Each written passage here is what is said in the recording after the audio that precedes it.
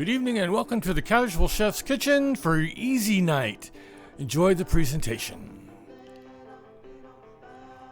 Tonight is chili dogs and fries, an easy dinner.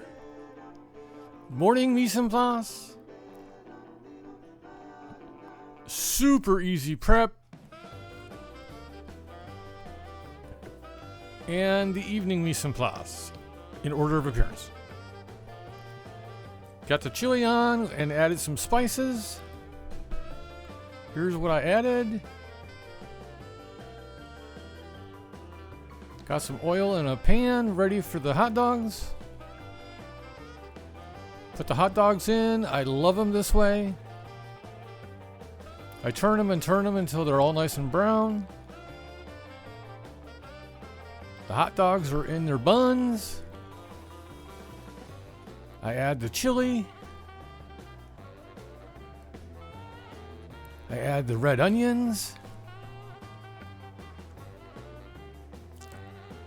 Cheese and jalapenos. And the final chili dogs and fries. Thank you for joining me here in the Casual Chef's Kitchen. I hope you enjoyed the presentation. Have fun cooking.